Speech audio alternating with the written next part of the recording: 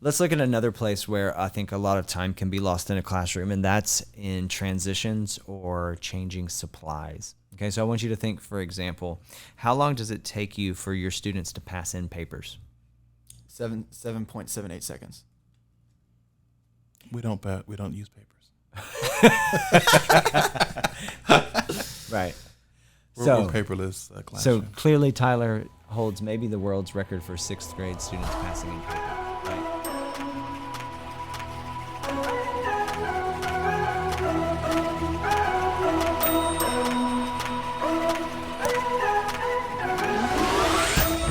Welcome to the Teach Bigger podcast. This is episode number 6, Practice Everything. We want to first take the time out to thank everyone for listening in today. We really do appreciate it, and we don't take it for granted. We are excited today to welcome the newest member of our Teach Bigger team, Mr. Tyler Lamont. Tyler has worked with us for past couple of years. He's a great friend of ours. He just finished his first year teaching. He's been very successful at implementing the concepts and ideas that we talk about in the Teach Bigger podcast. We took him under our wing as a first year teacher. And we mentored him throughout the year. So he can tell you a bit more about that later. But first, here's Mr. Tyler Lamont. Thanks, Mosley. So as Mr. Mosley was just saying that I just finished my first year teaching, and I was very fortunate to have Pratt and Mosley there to kind of guide me and help me through my first year, because I was definitely scared and had no idea what I was doing. I am a assistant director of bands at the junior high level. I'm a orchestrally trained percussionist, and I've known Pratt and Mosley, I think, for about five years now, I think. Something like that, yeah. 4 or 5 years. And I've been doing all types of just observing how they teach, and then trying to implement it in the classroom is definitely a much different task than just watching. So and we can talk more about that stuff later, and I can tell you more about my stuff. But what's the main thing we're doing today? Oh, so today's episode, we're going to talk about practicing everything. So if you've ever been in a situation where you wanted your students to do a task or do something in your classroom and everything just doesn't go the way you envisioned in your mind, this episode might be a good resource for you to kind of get a plan for things to go smoother and to take some stress off of you. So as a middle school teacher, one thing as far as my experience is I wanted to make sure that I had things together in my mind so I would tell the kids. And as a first year teacher, you have to learn this the hard way sometimes. And I think middle school is a good place to do that, because if you don't tell them everything and you don't practice, things are left up for assumption with the middle school kids, and that can go really badly. So the more I experienced those bad experiences with the middle school kids doing what they wanted to do as far as procedures in the classroom, I had to make a plan to be able to get them to do what I wanted them to do. So we're going to give you some examples of some things you can practice in your classroom to make things smoother for you, and just to take some stress off of you. You know, the reason we kind of titled this episode Practice Everything, a lot of people take for granted that students are just going to do what you want them to do. You expect kids to just walk into the room, sit down, and be quiet. That's not what they do. Never. They never do that. That's never going to happen. And Mosley pointed out that this really helps a lot in middle school, but it really helps a lot in high school too, and in elementary school, because kids are kids and students are students. And have you ever noticed that teachers oftentimes walk into faculty meetings and they kind of do what they want until somebody makes them be quiet? Yes. Right. Yes. Exactly. That's because teachers are people, and this is all about training people, right? And it's not that anybody's trying to be rude. It's just we are creatures of habit. Mm-hmm. And so you have to kind of consider the fact that, especially if you're teaching, 6th grade and above, you've had kids that have developed habits over years and years of education. And if you don't like the practice that they're doing, then you've got to shift it. You've got to change it, and you've got to give them a new habit. And also, I think if you think about if you're a middle school teacher or a high school teacher, how they go into 6 or 7 different rooms. And so there's a lot of things left up for them a lot of times. And a lot of different teachers have different ways of doing things. So when they get into your room, it's definitely a good idea to practice everything that you want them to do, because it just kind of sets the environment for them to realize that they're in your room and this is how things go. That's very true. I know that with my first year teaching last year, that I had multiple students that came up to me and were they were just happy. They're like, Mr. Lamont, like, we know exactly what we're doing every single day. Like, we know how we're supposed to do this stuff. Like, so even the kids are aware of the procedures, maybe because like when one class is always the same and another class isn't, they become very aware of that. And they're like, okay, well, I know that XYZ teacher is going to want me to do it like this. Yeah, and I think it gives them a sense of ownership. And like, they have a part in how class goes, and they know this is how it goes, and so it lowers their anxiety. Because if a lot of times kids come in the room and the first thing they'll ask the teacher is, what are we doing today? Or how we're doing this. And so I think the more they know how things run, the better response you'll get from them, because the consistency is what they they feed off of. So practicing everything is another way to have consistency in your classroom. Yeah. So there's an old adage that says a stitch in time saves 9. I don't know if you've heard that one before. Maybe that's you. maybe that makes me real old. But yeah, you are. But we used to say that when I was a kid. And they also had school outside when you were a kid. Anyways. No running water. But yeah, I heard it before. Okay, so I think that whenever we start thinking about the idea of to practice things with our students, especially things that are routines, I don't think any teacher ever disagrees like, hey, yeah, we need to teach the kids how to come into the room. But are you willing to practice that on a daily basis until the kids cannot do it wrong? They say that the difference between an amateur and a professional is that an amateur practices until they get it right, but then a professional practices until they can't get it wrong. Yeah. And so we've really got to take that idea into the behavior and the logistics and the management of our classroom. We're all from a performance background, and whenever you're preparing yourself or students as artists to become performers and they're going to do a concert or whatever, you put in the time and you practice it until it's perfect. Because that's what arts and performance demands, and for people who are in core content, the idea is that you've practiced the skill in math or in science, whether it's reading graphs or it's, doing calculations or whatever it is that kids need to be able to do. You practice that until they can get it right on an assessment. Okay, you don't just introduce it once and say, all right, you've got it. You continue to drill that as a part of their curriculum. And as teachers, none of us ever question that. But do you ever practice passing in papers until they get it exactly right and then continue? So those are some things to consider. And a lot of teachers don't want to do that because, I don't have time for that. That takes too much time. I have to teach. Right, I got to teach my curriculum, my state standards, and I get it that you do. But the problem is that if you don't put these things in place and they're not perfect throughout the year, then by the time February, March rolls around, you're teaching all your standards and nobody's paying attention anyways. Okay, Yeah. So the whole thing is here: a stitch in time saves 9. That at the beginning of the year, as you begin to teach your expectations and your routines and things that you want for your class, you have to have some perseverance and some tenacity that you're going to teach these and you're going to drill them and practice them until it becomes the fabric of your classroom. And you have to remember that unfortunately, oftentimes you're going to be fighting the culture in the other classrooms, because in this class, I just get to walk in and chill on my cell phone. And in this class, I have to come in and do A, B, C, D. So kids are always going to test those boundaries, but if you'll be persistent about it, they will conform to your expectations. So I want to kind of dive in and look at some examples of what kinds of things that you could consider practicing and then how to do it. So my first suggestion would be this: you should be practicing anything that doesn't meet your expectation.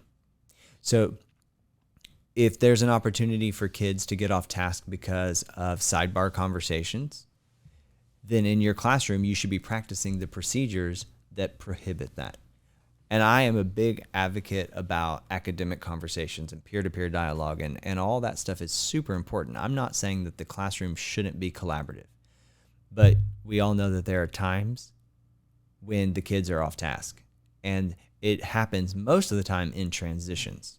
So those are times that you've got to investigate, how can I move from activity to activity without letting there be a breakdown in the concentration or the focus of the room. So some things to consider. How do your kids enter the room? Okay, so one of you tell us maybe the good, the bad, or the ugly about classroom entrance. Let's see. In my experience, entering the room is a big thing for me because I want the kids to know they're in my space, so they conform to the things that I want them to do. So having them to be fully aware of what I want them to do, how to enter the room, is a high priority for me, and that's the first thing they do. That can set your class up for success or for failure. So I make that a big priority on the list. So I will practice that as much as the kids need to, and I don't make it like a chore. I make it. It's a mindset type of thing for the kids because they'll be upset that you're practicing entering the room. But what you want to do is change their mindset and letting them know that this is going to set them up for success, because if they do this correctly, then everything else can run smoother. And you kind of take it off of you and then kind of put it on them. So give them the ownership part. Like, we're doing this because we want to, have a successful class and be efficient, and we don't want to waste time. I always tell the kids that, like, I don't want to waste your time, and I don't want to waste my time either. And this is a way to not waste time if we do this the correct way.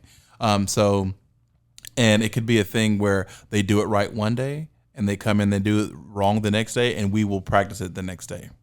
So, it's let them know, like, yes, you know how to do it, but you have to make sure to do that every day. So if we need to practice it, we will go back and practice it. And then usually after a while, 2 weeks maybe or something like that, they get the idea and they can do it. So if you remember, if you've had the opportunity to listen to our episode, The Power Five, okay, it's a lot about the 5 things that you should do the first 5 minutes of class, right? And so by you practicing and establishing a routine of how to come into the class, it's going to enable you to get those things done so that your class runs smoothly. Now, one thing I can attest to is that I've had the opportunity to see Tyler's class come into the room many, many times as I've worked with him this past year, and they did a really good job with it. So Tyler, why don't you walk us through kind of how you approach that and something that you did, so that way the people who are listening can sort of start brainstorming some ideas that they might consider. So the beginning of the year, I inherited a band in multiple classes that did not have consistency before I was there. And consistency is the key, no matter whether you're an adult or a high school student or whatever. Consistency is going to be the way you're going to want to do everything. And the way I approached it was that before the students came into the classroom, that classroom was still and quiet, which means the only noise and anything that's going to happen is going to come from the students. So, and that noise and the talking, it like feeds itself. So the more talking, the more noise that's in your classroom as they come in, the harder it's going to be to get them to quiet down. So I had them line up outside every single day for about 2 weeks. My biggest class was my band class, and I think it was 50 students or something like that. So even though that there was 50 students, I still made them line up outside. And then I even had other classes that were smaller. Like there was one time the kids were good, so I allowed them to come in and eat lunch during the band hall. And it just so happened that lunch was right before their class. Well, as soon as lunch was over, I still made them get out and line up outside and to come back in. So that way they still had that consistency, and that it was like, okay, we had lunch, we had our fun, we did our little whatever, we had our treat, and now we're outside, we're back, our routine is normal. And I think that it's so imperative. Like my band class I was talking about, it went from kids coming in screaming and hollering and taking like 10 to 20 minutes to kids coming in and everyone's sitting down in their seat with everything ready to go within 2 minutes. Yeah. And it was all because of the constant, the consistency of either having them line up outside or meeting them at the door and telling them what the expectations are, what they're supposed to be doing before they walk in. So as soon as the kids walked in, I was there, I shook their hand, and I was like, hey, I need you to go in, I need you to get your instrument, I need you to get a piece of paper and a piece of paper and a pencil and go sit down. Do not talk.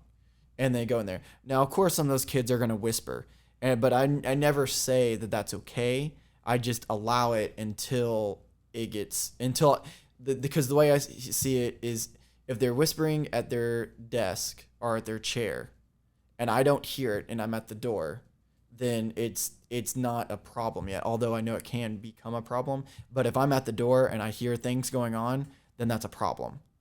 So it all comes back around to consistency and knowing the expectations. Yeah, did you find after the kids got in the routine, did you ever have to come back to practicing that later on in the year?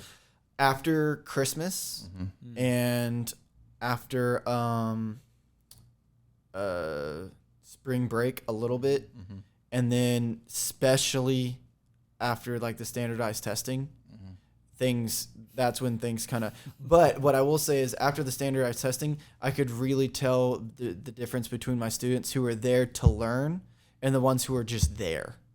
Because the ones who were there to learn knew the expectations, and I didn't need to get onto the other students because they would get onto them for him and be like, hey, like, we're trying to do something. We're trying to learn. Like, we're trying to whatever. And then those kids who were acting up or thinking and acting a fool, thinking they could do whatever, they were they felt awkward because they just got called out by their fellow students. Yeah.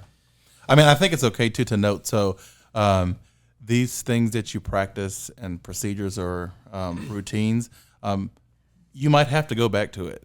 Like, you think you might have to only do it at the beginning of the year. That's not always the case. Just because the kids know what to do doesn't mean they're always going to do it. But I think if you have to, kind of reset them sometimes, they realize, okay, like, this is going to be a consistent class. And sometimes it takes for you to, like, call them on it and have them do it again for them to, to get it. And then, you don't make it like a punishment. It's not a punishment. It's a reset so we can have a good class. And you put it on them, like I said earlier, you put it on them that we want to have a good class. And so this is how we can remind ourselves of what we have to do. Like at the high school level, the process might look a little bit different. But, I had this conversation with one of my top groups, and we had, 30 or so kids in there. And, they've got to come into the class. They've got to get out instruments. They have a lot of supplies to deal with. And my expectation was that all those things could be out before the bell rang. Now, we only have a 4-minute passing period, so they don't have a lot of extra time. And, the year starts out and they don't make it in their seats with everything. They're barely making it in the door in 4 minutes. Yeah. And so what do I do with high school kids? I walk them outside and I line them up, and they don't like that at all because that's like what elementary school kids do. But then I have a true conversation with them, and I say, look, if I say that when the bell rings, you have 5 minutes to get your stuff out, okay, I want you to think about it in your classroom, about how long does it take from the time the bell rings or your class starts until learning begins. I mean, 5 minutes, a lot of people would say, yeah, 5 minutes. I mean, that sounds about right by the time we get out our books, by the time they do their warm-up, whatever, like we're ready to start engaging in about 5 minutes. Okay, if you consider that with 187 school days, that's 935 minutes. So you've wasted 15 and a half hours of instruction. Think how much further and deeper you could go with your students if you had 15 more hours. That's a ton of time. And so I explain that to my kids with high school kids. I say, look how much more time you'd have rehearsing your music, playing your instrument, because I guarantee you a week before a contest, you wish you had 15 more hours to finish, And so when I start putting it in those expectations, and that it's not me saying, you need to be in your seat, right? Do this, do that. Yeah, it's changing the mindset. Right. It's changing that mindset to realize, like, look how much more we can do. For some teachers, that's scary because that 5 minutes at the beginning of class, their time to check email. Yeah. It's your time to relax. To breathe. When am I supposed to go to the bathroom? Have a snack. Right. Well, and I will say that I definitely because I wanted it to be like a snowball effect. I didn't want them to think that we were just lining up to line up to line up. You know, I wanted them to know that there was a reason to it. So like, I made them line up, and like I tried to get them quiet fast, and they'd come into the room, and then like my procedures were is that they lined up outside, they came in, they sat down, and then I dismissed by row or by person to go get their supplies, and that took up a lot of time. Now, as soon as they got faster outside, they came in the classroom faster. They came in the classroom faster, so then I was able to not just call on one person, but I was able to do rows to go get their supplies. And then once they did that really well, then it was like, okay, now I just need you to come in and grab your stuff and sit down.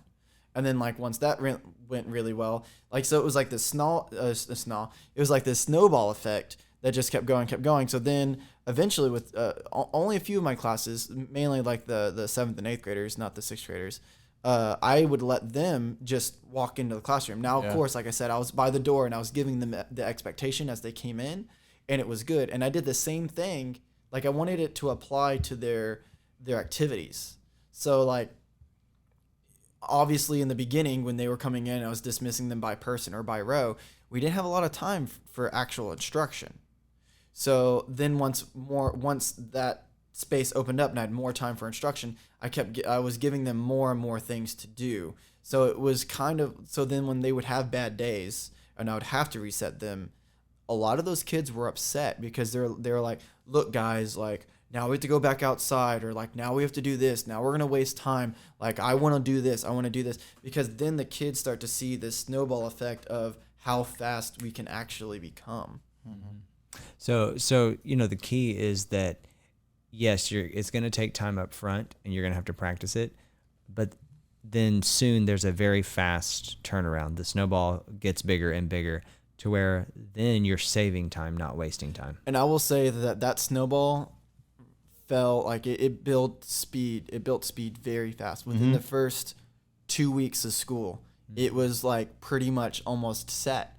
And I remember thinking that because I knew other teachers who did not do that, who did not go that way, who just immediately started throwing content at their students. And I remember thinking like, you know what, I'd rather spend 15 minutes now, these first 2 weeks, and figure this out than lose 20 minutes, 30 minutes. You lose a lot of time. Every single day of the entire school year. Right. So that's exactly right. So let's look at another place where I think a lot of time can be lost in a classroom, and that's in transitions or changing supplies. Okay, so I want you to think, for example, how long does it take you for your students to pass in papers? 7.78 seconds. We don't use papers. Right.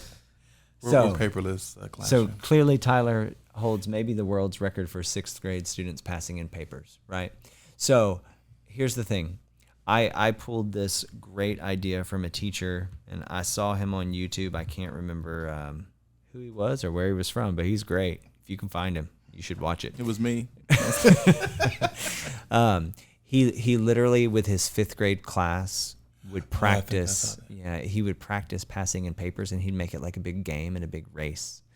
And those kids could pass in some papers. Let me tell you what. But I mean, if you think about it, yeah, it took him time to do that. But that's a perfect example of down the road in April and May. He wasn't wasting time with kids dropping everything on the floor and talking and sidebar conversations and all this. Like, they had a culture of we turn in our papers as fast as possible. And what's really, I don't even know if this is a downside, but a byproduct of that is that those kids, because especially at that age, at the 6th, 7th, 8th grade age, they're very competitive. So that's how I know that time is because I had all my objectives on the board of all my different classes, and I had their timestamp up there, and I would constantly update it. And by the time like April and May came around, I wasn't really recording their times anymore, but they definitely did not let me forget it. Because there was multiple times where they would like stop, because the rules were is that you couldn't get out of your seat and you couldn't talk. Oh, and you couldn't drop the paper.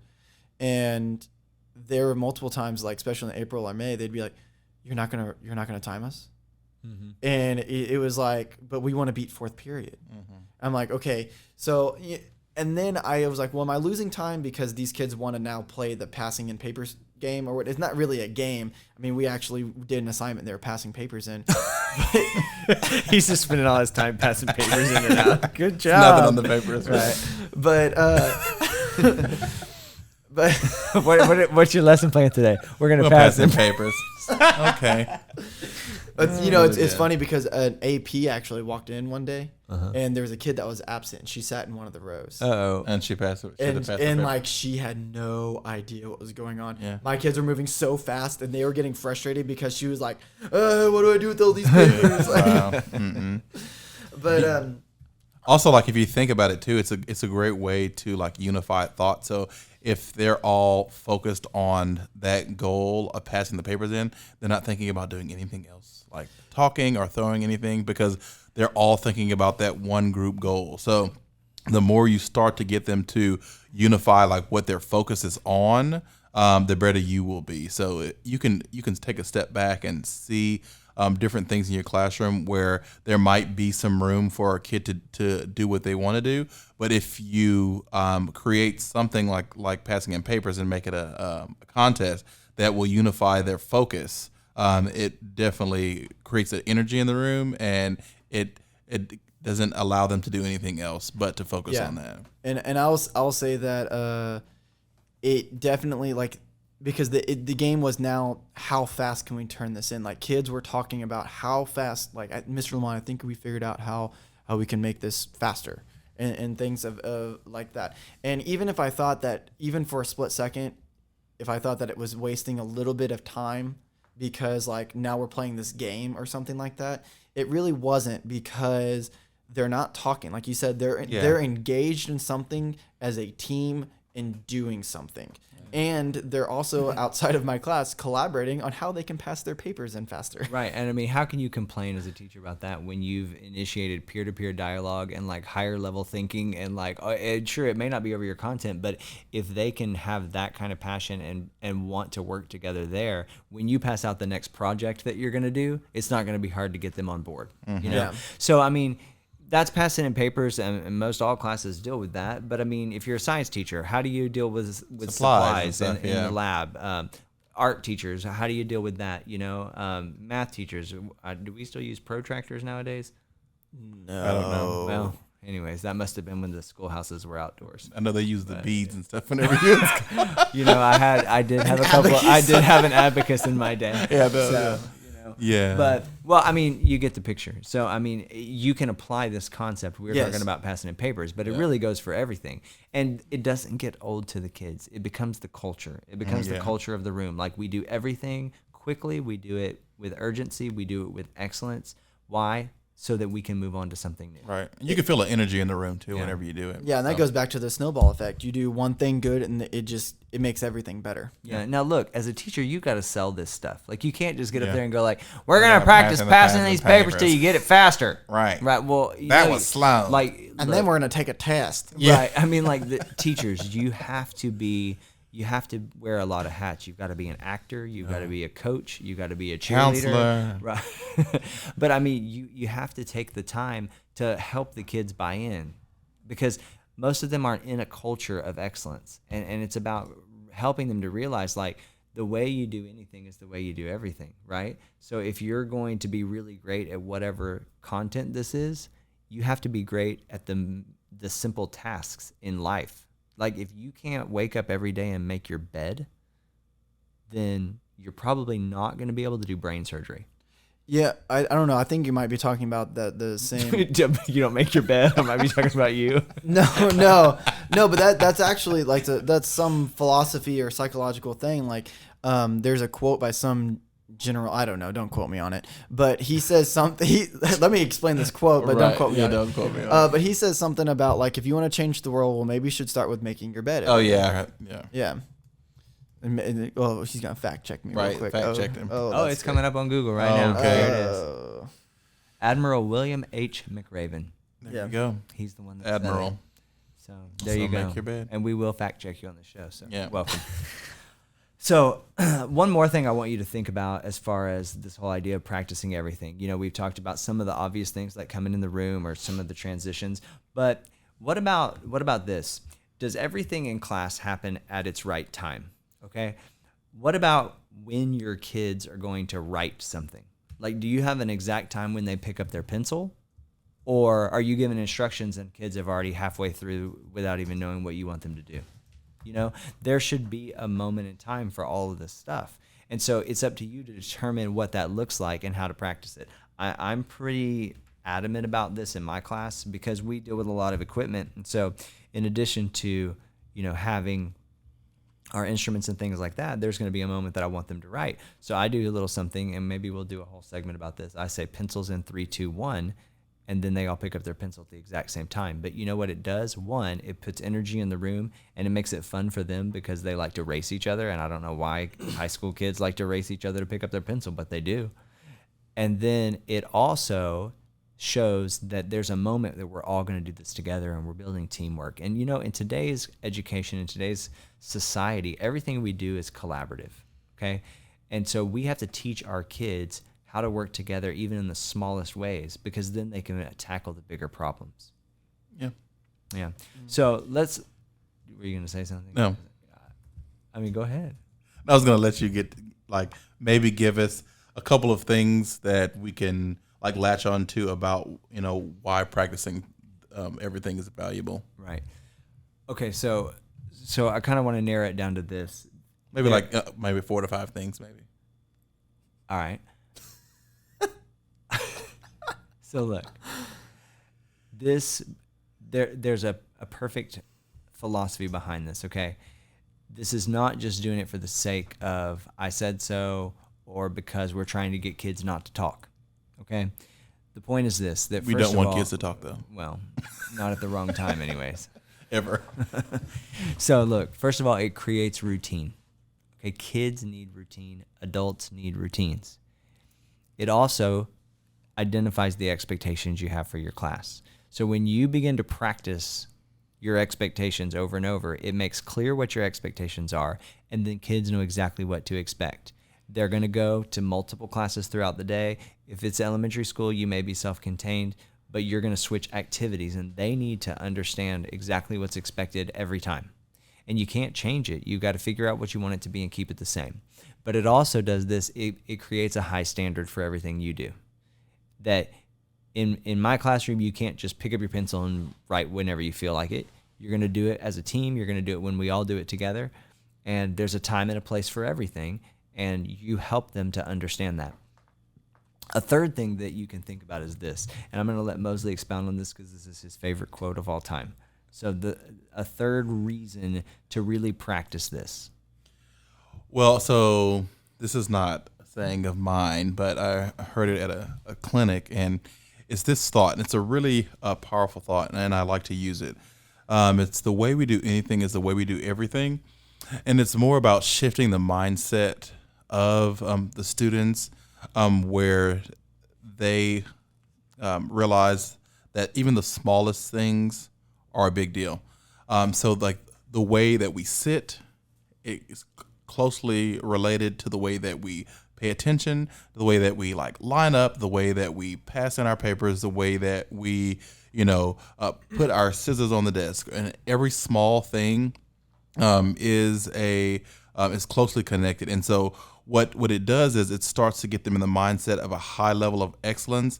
And so it's a habit. And so what it then leads to is other things that they're involved in, they will already have a high level of excellence without thinking about it because they have gotten to the mindset of excellence. And so whenever I first heard this statement, it really sat with me. And, you go to different clinics and conventions and you hear a lot of things, and then you can take 1 or 2 things back with you. This Right. is one of the things that I definitely took from this convention, and we put it to use really quickly. And it's something that the kids can grab onto. And what they start doing is they start seeing different things that they're doing that they can adjust and make better. And you see huge payback from that. And it's really just a big mindset thing. So it's really good for your culture. So the way we do anything is the way we do everything. So Right. it goes for the making your bed thing too. Right. So it creates routines and expectations. It shows that there's high standards in all that you do. The way we do anything is the way we do everything. The fourth thing that it's really going to help as you begin to practice these routines is it builds security in kids. Kids need security. They need to know that every time they come into your room that you're going to be the same, the expectations are going to be the same, and that helps them feel safe, that they know what's expected of them. A lot of them live in environments where they don't feel safe, and it's not even necessarily because there's danger, it's because they don't know what to expect. They don't know if parents are going to be mad today or parents are not going to be there tomorrow. Like, they don't know what to expect, and they need that security. And so then I think the last thing is this, and we've kind of hit on it throughout this episode, is that it can be fun. Like, it can be a competition, it can be a game, and it puts this energy in the room that makes the activity fun. And suddenly now everything we do in this class is fun. It's and I think you have to sell. I mean, you definitely have to sell it. You have to. And you have to think about it. Just because you pass in papers doesn't. Yeah. Right. Just because you pass in papers doesn't mean that's going to be fun. Yeah. But you can make it fun. Yeah, you can make it fun. And that's up to you as the artist in the room and the teacher in the room to make it happen. Yeah. But it does create unity, and it creates excitement and energy. And kids will start looking forward to the mundane tasks, and then that launches them into the next level of what you're learning. Mm-hmm. That's so true, because the way you taught me, because I remember, like, you wanted me to pass in papers a certain way for my band because it was the biggest class and it was the most out of control. And you told me that you need to make it exciting. You need to go in there and you need to pretend, you need to act. And you gave me this this example of, like, going in and being extravagant. So, like, I went in and, like, because my band did not like me because I was so, like, trying to put in structure where there hadn't been. I mean, kids were throwing things and screaming and all types of things. It'd always be throwing It's a middle school classroom. Why do they throw things? I don't know. But, like, I went in there and I was like, I went and I talked to a genius yesterday, which means I am a genius, and he taught me the number one best way to pass in papers. So now I am a master of passing out papers, and I'm going to share that lesson with you right now. And now all of a sudden, all these kids, because all this energy, they're like on the edge of their seats, like, what is he talking about? You talked to some genius yesterday, like what's going on? Like, da-da-da-da. Little did they know it was just me. Genius brat. Yeah, and then, like. And that was the first thing I was able to sell my students on, was that. And then luckily that class was like first or second period, and it went so well. Yeah. I did it with every single other class. And I bet you were really tired after that. I was so tired. No, it takes a lot out of you. I was so tired. Being on stage and performing. Yeah, and I think the last little point that I'll throw in here, especially with this example, is that you have to practice it and you have to explain exactly what you want. Like, you have to say, this kid's going to pick up this paper and pass it to this kid, and he's going to pass it to this kid, and he's going to pass it to this kid, and then the last person's going to do this. Like, you have to be detailed so they know exactly what to expect, because if you don't, they're going to do it the way they think is right. And 9 times out of 10, that's not really what you want. Right? It's wrong. So, but if you explain it up front, they'll do exactly what you ask. So, all right. Well, we're about out of time. This is a fun topic. I think that, and I challenge you, as you begin to start your school year, if that's where you are, or even if not, it's never too late to come in and implement some new ideas, and just really push your kids to strive for excellence in this and practice it. Don't be afraid to take the time to do it. And it's a work in progress. I'll remind you, it's a work in progress, and you might have to just take a step back and think, okay, this didn't go well. This didn't go well. Okay, what can I do to make this smoother and, like, more stress-free for me? So it's not a cookie cutter type of thing. Every situation can be different, and you can tailor it to your situation. So take a step back and see what can you do to make that easier for you. So. Yeah. So look, if you have any questions or any ideas, or you want to share one of your techniques, or maybe something you've practiced that's been really successful, we want you to send us an email. Our email address is info@teachbigger.com. We'd love to hear from you. Also, if you have a suggestion for a show idea, maybe you want us to cover a certain topic that you'd like to know more about, send that our way, info@teachbigger.com. Yeah. So until we meet again, have a great week. All right. All right. All right.